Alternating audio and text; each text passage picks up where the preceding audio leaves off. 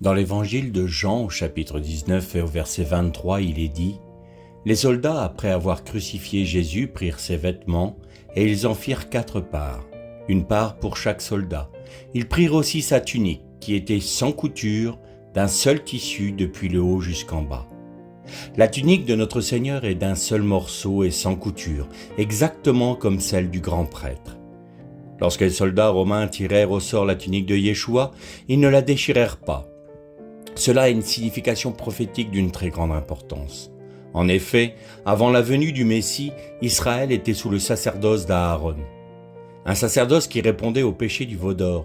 Le souverain sacrificateur ne devait pas déchirer sa robe de Kohen Gadol. Il y aura au milieu une ouverture pour la tête et cette ouverture aura tout autour un bord tissé comme l'ouverture d'une cotte de maille afin que la robe ne se déchire pas.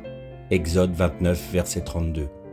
Que se passa-t-il au procès de Yeshua et à sa mise à mort? Caïphe, le grand prêtre de l'époque, déchira sa tunique.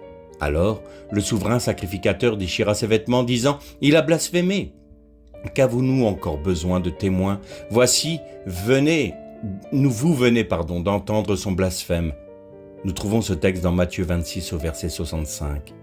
Il déchira le sacerdoce d'Aaron. À ce moment précis, Israël et l'humanité entière passa du sacerdoce d'Aaron à celui de Melchitsédek en Yeshua. Dieu l'ayant déclaré souverain sacrificateur selon l'ordre de Melchitsédek. Hébreux 5 verset 10. La tunique du Kohen Gadol, c'est-à-dire du grand prêtre, se déchira, tandis que celle du Mashiach resta intacte. Le sacerdoce de Yeshua est éternel. Mais, ô sagesse infinie de Dieu, cela ne s'arrête pas là. Les Romains mirent cette tunique sur les épaules de Yeshua pour se moquer de lui. Cependant, ils ne s'imaginaient pas qu'à ce moment précis, ils prophétisaient le royaume du Messie. Ils lui mirent une tunique pourpre, c'est-à-dire une tunique de la couleur de la royauté. Et ils ne la déchirèrent pas. Les ennemis même de Dieu, les représentants de l'empire de la bête, les Romains, lui mirent sur les épaules le signe de son royaume éternel, car ils ne déchirèrent pas sa tunique. Mais encore plus merveilleux, cette tunique fut prise par les nations, Rome. Cela signifie que le sacerdoce du Mashiach s'étend d'Israël aux nations pour tous ceux qui croient en son sacrifice. Cela est parfaitement illustré par ce centurion qui reconnaît que Yeshua est véritablement le Fils de Dieu au pied de la croix.